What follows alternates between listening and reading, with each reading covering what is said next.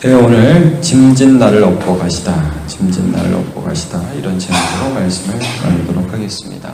우리가 시편 68편 묵상하고 있는데, 시편 68편은 이제 다윗이 출애굽을 좀 회고하면서 출애굽할 때에 아주 연약하고 고아와 과부와 같은 그런 이스라엘 백성들을 하나님께서 어떻게 하나님이 인도자가 되어주셔서 이끌어내시고 수많은 전투에서 승리하셨는가, 그것들을 좀 회고하고 있습니다. 그러면서 우리 신자들의 삶에도 이렇게 하나님이 승리자가 되어주신다 하는 것들을 쭉 보고 있는데, 이제 어제 본문을 좀 보시면요, 출애굽이라는 게 이게 참 재밌는 게, 이스라엘 백성들이 이제 12지파 굉장히 연약한데 그 안에 성막이 있잖아요.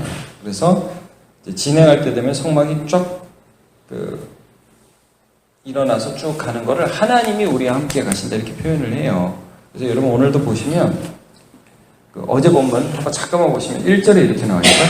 하나님이 일어나시니 원수들이 흩어지며 이렇게 나와 있죠. 또 7절을 한번 보세요.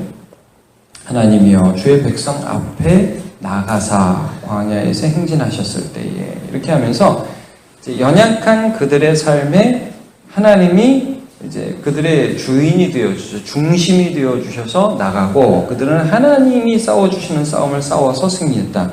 근데 자기들은 어떻다고 이제 표현을 하냐면, 5절을 한번 보세요.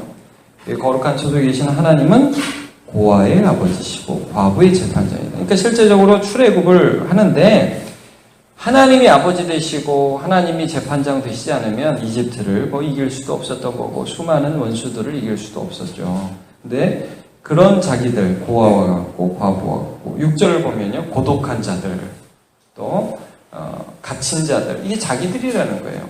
근데 그런 자들을 하나님께서 이기게 하셨다라는 것들을 쭉 회고하고 다윗에게도 마찬가지다라고 말씀을 하고 있습니다.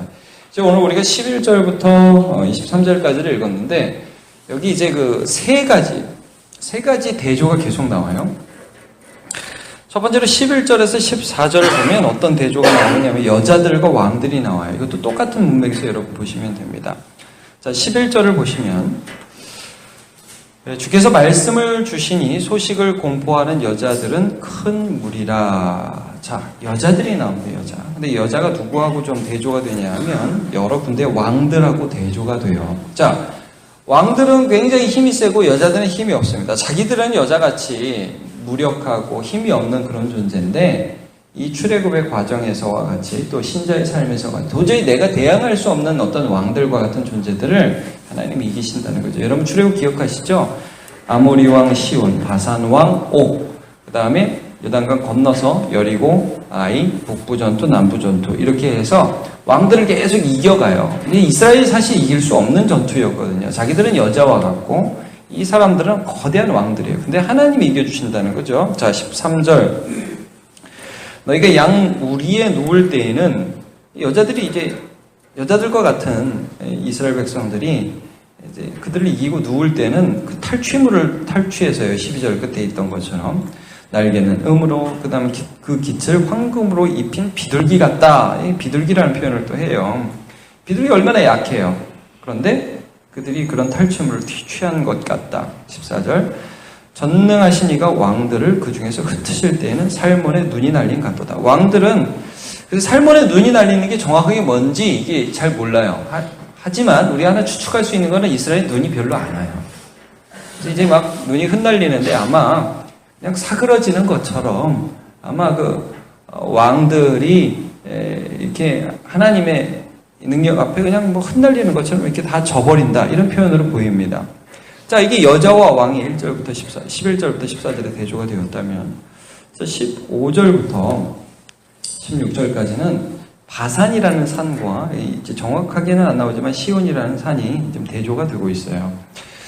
여기 15절 보면 바산의 산은 하나님의 산이며 바산의 산은 높은 산이로다 라고 하는데, 여기 이제 하나님의 산이며 라고 하는 거는 웅장한 산이며, 이게 좀 더 바른 번역입니다. 근데 바산이라는 것은 여러분 혹시 좀 전에 제가 잠깐 언급했는데, 이스라엘이 출애굽했을 때에 이기는 왕 중에 아모리 왕 시온이 있고 바산 왕 옥이 있습니다. 이 바산이라는 것은 요단강 동편에 있는 아주 큰 산 중에 하나였어요. 근데 이 산과 하나님의 산, 예루살렘, 시온산을 대조적으로 이제 표현을 하는 거예요. 높은 산들이 16절 어찌하여 하나님이 계시려 하는 산을 시기하여 보느냐, 니네가 뭐야 하면서 하나님을 따르는 자들과 그다음에 이방 민족, 거대한 민족들을 좀 대조적으로 보고 있는 것입니다. 진실로 여호와께서 이 산에 영원히 계시려다. 그러니까 하나님이 거하시는 예루살렘, 선한 하나님의 백성들을 선하신 하나님께서 인도해 주시는 그 산에 계신다. 이 산이 좀 별거 아닌 것 같고 시온산이 아무것도 아닌 것 같아도 17절에 보면 하나님의 병거는 천천히요 만만이라 주께서 그 중에 계심이 시내 산 성소에 계신 같도다. 그러니까 맨 처음에 모세가 율법을 받았던 곳이 시내산이잖아요. 출애굽했을 때 그 산에서 하나님께서 이스라엘 백성들과 함께 계신 같이 지금도 하나님께서 함께 계시다. 거기는 성소다. 거기는 하나님의 언약궤가 있고 장막이 있고 이런 곳이 하나님의 산이다. 거기서 어떤 일이 벌어지느냐? 18절 주께서 높은 곳으로 오르시며 시온산에 오르시는 것들을 이제 설명하고 있죠. 사로잡힌 자들을 취하시고 선물들을 사람들에게 받으시며 반역자들로부터도 받으시니 여호와 하나님이 그들과 함께 계시기 때문이다.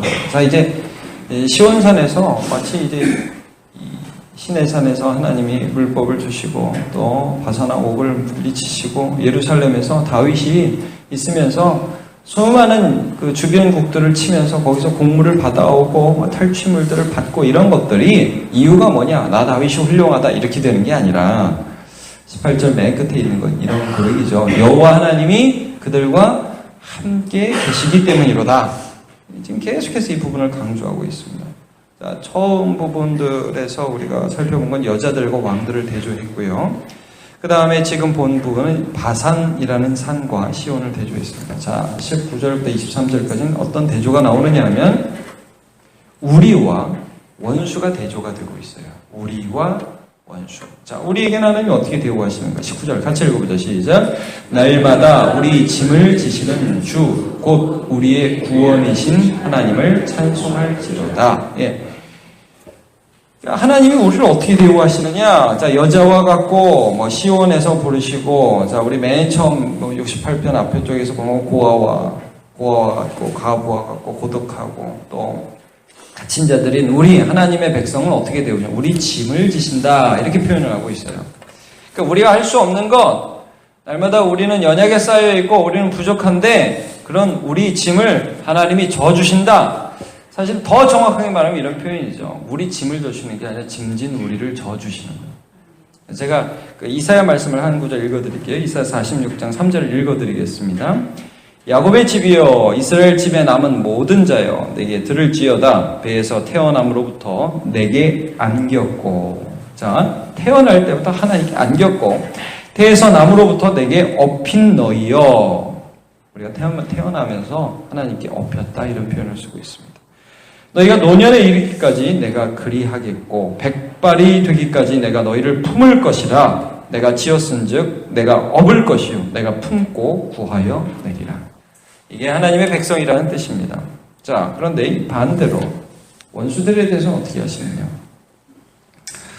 21절 그의 원수들의 머리 곧 죄를 짓고 다니는 자의 정수리는 하나님이 쳐서 깨트리시리로다. 그들은 짐을 져주는 자가 아닙니다.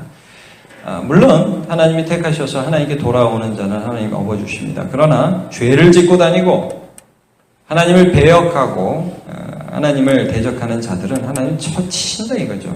그래서 22절 그들을 바산에서 돌아오게 하며 바다 깊은 곳에서 도로 나오게 하며. 이게 무슨 말씀입니까? 하나님 피해가지고 높은 산에 올라가고 바다 깊은 곳에 가도 하나님이 그들을 끄집어내셔서 23절 내가 그들을 심히 치고 그들의 피에 내 발을 잠그게 하며 내 집의 개의 혀로 내 원수들에게서 제 분깃을 얻게 하리라 하시도다. 세상이 아무리 강하고 세상이 아무리 대단해도 하나님이 그들을 치시면 넘어간다. 이런 말씀이죠. 이제 우리가 본문 내용을 쭉 살펴봤습니다. 여러분 이렇게 보시면 됩니다. 우리가 신자로서 삶을 살아가는데 싸움을 싸우잖아요. 여러분 제일 중요한 싸움은 뭐냐 하면 우리가 하나님께 엎여 있는 거예요. 짐진 채로. 자주 이런 말씀을 드리죠. 이게 짐만 맡기는 것도 아니에요. 하나님, 제가 이런 아픔이 있고 이런 어려움이 있는데 가져가 주세요 라고 짐만 맡기는 게 아니라 짐 진 채로 우리 예수께 가는 것입니다. 수고하고 무거운 짐진 자들아 다 내게로 오라, 내가 너희를 쉬게 하리라. 우리더러. 그러면 하나님께서 우리 가운데서 하나님이 우리의 싸움을 하나님이 싸워주시는 거예요. 이게 신자의 삶이라는 거예요. 그러니까 다윗이 승리를 굉장히 많이 했잖아요. 근데 여러분, 다윗의 삶을 한번 잘 보십시오. 물론 다윗이 싸웠습니다. 다윗이 골리앗과 싸웠고요. 다윗이 사울을 대항하지 않았고, 다윗이 수많은 싸움을 싸웠습니다. 근데 다윗이 싸웠는데 다윗은 알고 있었어요. 하나님이 싸워준다는 걸. 그래서 다윗이 한 일은 뭐냐면, 하나님, 제가 저 사람을 이길 수 없고, 내가 저 골리앗을 이길 수 없고, 내가 저 문제를 해결할 수 없어요. 근데 하나님이 가주시면 제가 갈 수 있습니다. 믿고 간 거예요. 자기 자신을 전체적으로 하나님께 다 드려서, 말하자면 사람들은 몰랐죠. 사람들이 보기에는 다윗이 가는 것 같았죠. 사람들이 보기에는 다윗이 위대한 장수 같았죠. 그러나 다윗은 사실은 하나님께 엎혀서 가고 있던 겁니다. 하나님이 자기를 업고 가면서 인도해 주신 거예요. 이게 출애굽이었어요. 그들의 가운데에 하나님의 성소가 있고, 하나님의 성소가 일어나서 그 장막에 가면 같이 따라가는 거예요. 하나님이 싸우라 그러면 여리고로 가는 겁니다. 하나님이 바산왕 옥, 아모리왕 시온과 싸우라 그러면 싸우는 거예요. 순종하는 것입니다. 그들이 한 것은 하나님께 붙어 있었던 것입니다.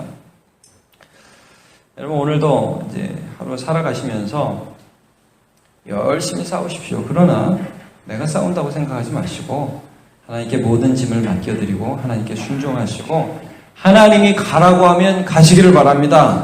하나님이 멈추라고 하면 멈추시고, 하나님이 하라고 하면 하시고, 그 모든 과정 속에서 나의 짐을 업고 가시는 예수 안에서의 삶을 살아가시는 저와 여러분 되시길 축복합니다. 기도하겠습니다. 하나님, 감사합니다. 오늘 시편 68편을 통하여 우리의 정체성이 어떤 것인지 다시 한번 살펴보게 해주시니 감사합니다. 이스라엘 백성들은 출애굽을 통하여 그들의 삶에 참 고아와 같고 가부와 같고 또 갇힌 자이며 억울한 자인 이집트의 종살이 하는 그런 신분에서 그들의 보호자이신 하나님을 만나게 되었고, 독수리가 그 새끼를 날개에 업어서 그들을 인도하는 것처럼 하나님께서 이스라엘 백성들을 업어서 인도하시는 것을 경험했습니다. 그들의 갈 길을 보여주셨고, 또 그들의 승리자가 되어주셨고, 그들 앞에 있는 수많은 대적들을 이기게 하셨습니다. 하나님, 오늘도 우리 신자의 삶이 무엇인지 다시 한번 생각해 보게 됩니다. 오늘도 우리 앞에는 많은 어려움들이 있고, 또 생각해 보건대 우리의 과거에도 많은 어려움들이 있었습니다. 그런데 우리를 업어서 인도해 주시고 우리의 짐을 져주시는 하나님께서 우리를 인도해 오셨습니다. 우리의 싸움은 우리의 힘과 능력에 있는 것이 아니라 우리의 믿음에 있는 것을 믿습니다. 하나님을 믿게 하시고 주님을 신뢰하게 하시고 주님이 인도하심을 믿으며 신뢰하며 하나님의 승리를 우리의 승리에 삼을 수 있도록 함께하여 주옵소서. 오늘도 주께서 인도해 주시기 원하며 예수님의 이름으로 기도합니다. 아멘.